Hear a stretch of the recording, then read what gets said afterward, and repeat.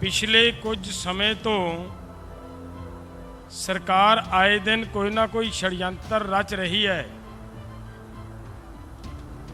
उन्हां दे लई तुहाडा ये शांतमई अंदोलन गले की हड्डी बनिया होया है और यतन है उन्हां दा कि किसी ना किसी तरीके दे नाल आस पड़ोस के लोगों के नाल या किसी ना किसी खास कम्यूनिटी के लोगों के नाल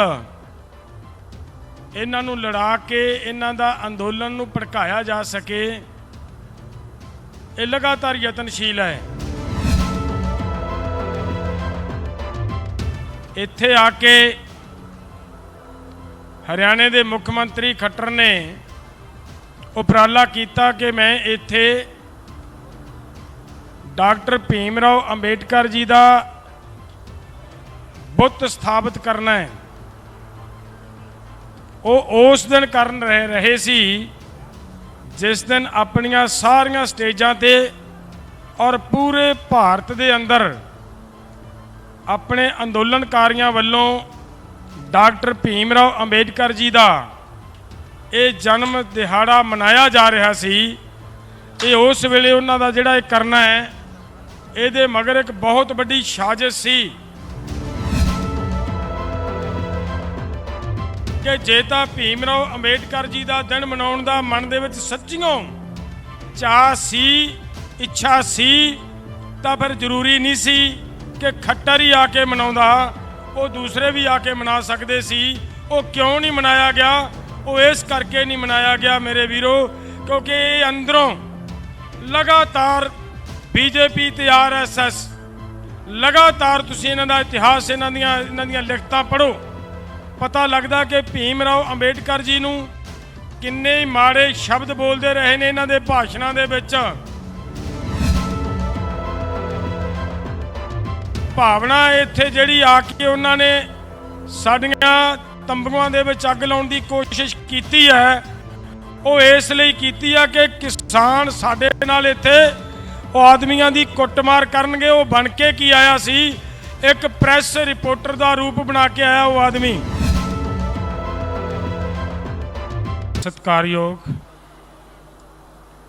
मेरे बहुत ही प्यारे जुझारू किसान दोस्तों, मेरिया भैणां, मेरे बजुर्ग, मेरे नौजवान वीर, फतेह प्रवान करो। वाहिगुरु जी का खालसा, वाहिगुरु जी की फतेह। बेनती है कि कल भी स्टेज तो तुहानू सारिਆਂ ਨੂੰ सुचेत किया गया सी ते अज फिर तुहानू सारिਆਂ ਨੂੰ ਅਸੀਂ इस गल ਲਈ कि दोस्तों पिछले कुछ समय तो सरकार आए दिन कोई ना कोई षडयंत्र रच रही है। उन्हां दे लई तुहाडा ये शांतमई अंदोलन गले की हड्डी बनिया होया है और यतन है उन्हां दा कि किसी ना किसी तरीके दे नाल आस पड़ोस के लोगों के नाल या किसी ना किसी खास कम्यूनिटी के लोगों के नाल इन्हां नूं लड़ा के इन्हां दा अंदोलन नूं भड़काया जा सके, ये लगातार यतनशील है। आ पिछले दिनों के विच तुहानूं पता है सारिਆਂ नूं कि आपां तो सारा 8-10 किलोमीटर के उत्ते इत्थे आके हरियाणे के मुख्यमंत्री खट्टर ने उपराला किया कि मैं इत्थे डॉक्टर भीमराव अंबेडकर जी का बुत स्थापित करना है। वो उस दिन कर रहे सी जिस दिन अपनिया सारिया स्टेजां ते और पूरे भारत के अंदर अपने अंदोलनकारियों वालों डॉक्टर भीमराव अंबेडकर जी का ये जन्म दिहाड़ा मनाया जा रहा सी। ये उस वेले उन्हां दा जिहड़ा करना है, ये मगर एक बहुत बड़ी साजिश सी। वो समझते सी कि किसानां ने साडा बीजेपी के विरोध का ऐलान किया होया है और उस ऐलान नूं जारी रखदिआं किसान साडा विरोध करनगे। और जिस वेले असीं जो किसानां ने साडा विरोध किया तो असीं ये कहांगे, प्रचार ये करांगे कि असीं भीमराव अंबेडकर जी का मूर्ति उन्हां दा बुत लाउणा चाहुंदे सीगे ते अज किसानां ने उहदा बुत नहीं लाउण दिता ते साडे नालों साडे दलित भाईचारे नूं, साडे मजदूर वीरां नूं साडे नालों नखेड़न दा यतन सी। लेकिन वो अपने परमात्मा की किरपा दे नाल, सारिਆਂ ਦੀ समझदारी दे नाल उस नीति दे विच सफल नहीं हो सके और खट्टर नूं अपना प्रोग्राम रद्द करना पिया।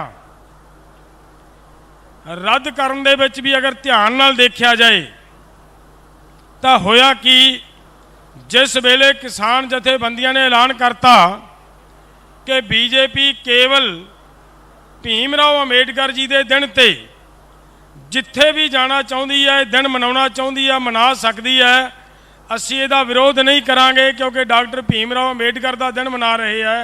एक चाल चल रही, असी चाल सफल नहीं होने देनी, पर शर्त है कि खट्टर और इन्हां दा डिप्टी सीएम नहीं आना चाहिए।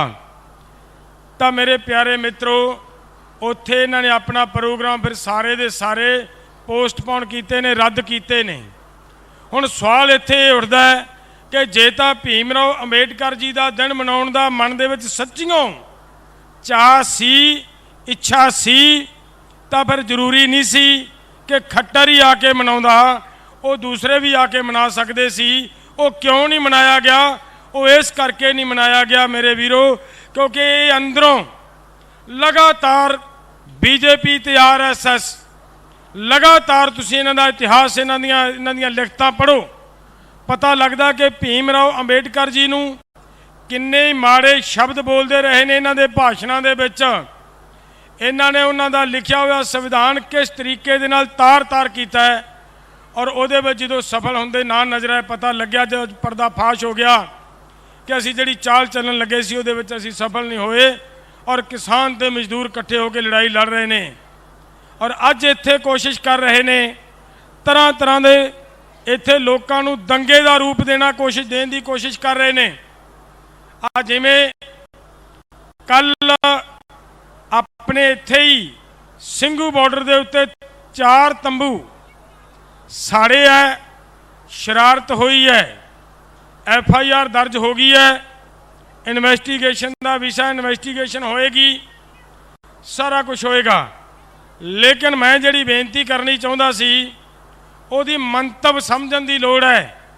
ਭਾਵਨਾ ਇੱਥੇ ਜਿਹੜੀ ਆ ਕੇ ਉਹਨਾਂ ਨੇ ਸਾਡੀਆਂ ਤੰਬੂਆਂ ਦੇ ਵਿੱਚ ਅੱਗ ਲਾਉਣ ਦੀ ਕੋਸ਼ਿਸ਼ ਕੀਤੀ ਹੈ, ਉਹ ਇਸ ਲਈ ਕੀਤੀ ਆ ਕਿ ਕਿਸਾਨ ਸਾਡੇ ਨਾਲ ਇੱਥੇ ਉਹ ਆਦਮੀਆਂ ਦੀ ਕੁੱਟਮਾਰ ਕਰਨਗੇ। ਉਹ ਬਣ ਕੇ ਕੀ ਆਇਆ ਸੀ, ਇੱਕ ਪ੍ਰੈਸ ਰਿਪੋਰਟਰ ਦਾ ਰੂਪ ਬਣਾ ਕੇ ਆਇਆ ਉਹ ਆਦਮੀ।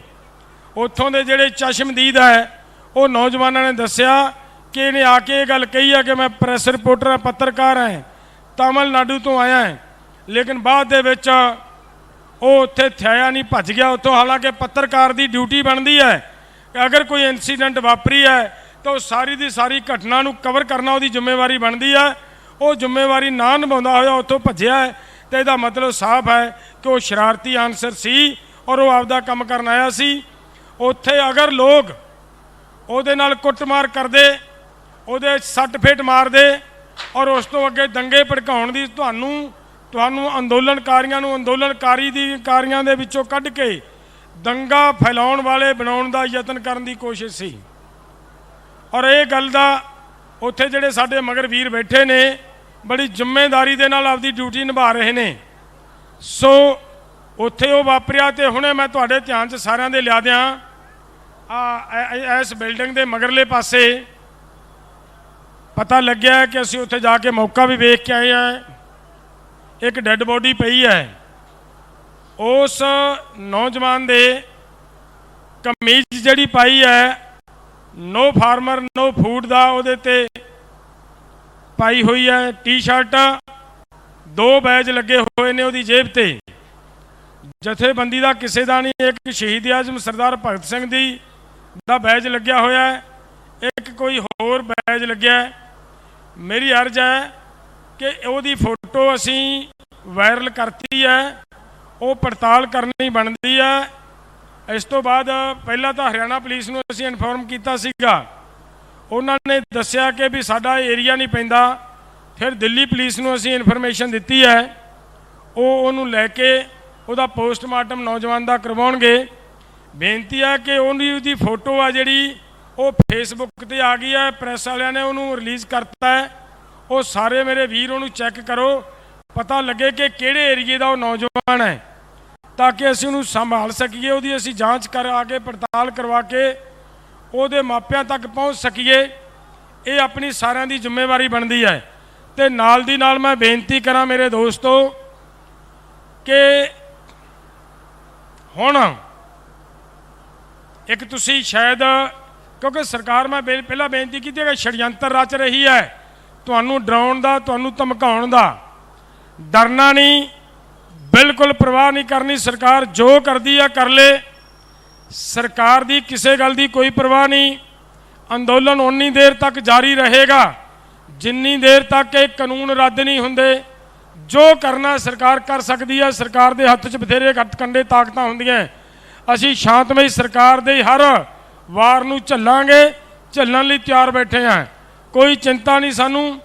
जेल ही ले जाना जेल ही ले जे, डांगा मारनिया डांगा मार ले, शहीदां लैनियां तो शहादतां ले ले।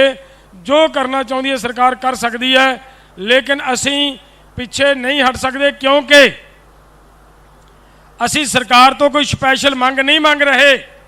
असी तो इक्को ही गल करिए कि साडा हक है, जमीन साडी सी, सानू साडे बाप दादियां तो तुरी आ रही है, और वो जमीन साडी साडे कोले रहन दिती जाए, कारपोरेटर कोले ना जान दिती जाए, साडी मंग है। और नाल साडी ये मंग है कि जेडे आम लोग, आम पब्लिक जेडे जेडे बेचारे गैर जमीने ने, उन्हां दा रोटी खाण दा अधिकार उन्हां दे कोल रहे। नवीं कोई चीज़ नहीं मंग रहे, वो पुराना राइट आ जिहड़ा साडा रोटी खाण दा और जिउण दा, वो मंग रहे हैं। उहदे लई सानू आर पार दी लड़ाई लड़नी पैनी है। सरकार जो करना चाहती है कर ले, विच विचाले दा कोई फैसला नहीं। एक पासे सरकार धमकियां दिंदी है कि इहनूं असीं साफ कराउणा है, हरियाणा पुलिस लाई जा सकती है, होर पुलिसां दे बल की वरतों की जा सकती है, तो दूसरे पासे गलबात दीयां गल्लां करदी है। सो इस करके मेरे दोस्तों, एक केवल एक तुहाडे ते दहशत ते दबदबा बनाउण दी कोशिश है सरकार दी। कोई परवाह नहीं, सरकार जो करना चाहती है करे। लेकिन एक मेरी हथ बन के बेनती है कि आपां सारे ही वलंटियर बनो। हुण आ जिहड़ा समा वलंटियर बणीए, क्योंकि आपां बरूद के ढेर ते बैठे हैं, आपां झोपड़ियां पाईयां होईयां ने, प्लास्टिक के मकान बने हुए ने, लकड़ी के मकान बने हुए ने। इन्हां सारे नूं संभालण वास्ते हर एक वीर आपदे आपदे मकान की, आपदे आपदे तंबू की, आपदी आपदी छन की, झोपड़ी की राखी करिए। कोई भी शरारती आदमी आके, जिवें उत्थे पिछे घटना वापरी है, अजिही घटना ना वापरन देइए, उहदे तो सचेत होना है। ये अपनी सारिਆਂ ਦੀ जिम्मेवारी बनती है। और रात ਨੂੰ जिवें रात भी नौजवानों ने वो घटना वापरन तो बाद सारी रात पहरेदारी की है, तो इस तरह अज तो आप पहरेदारी करनी शुरू करनी है। बहुत बहुत धन्यवाद। हुण मीटिंग शुरू होनी आ, गल्लां बातां असीं मीटिंग दे विच भी रखणीआं।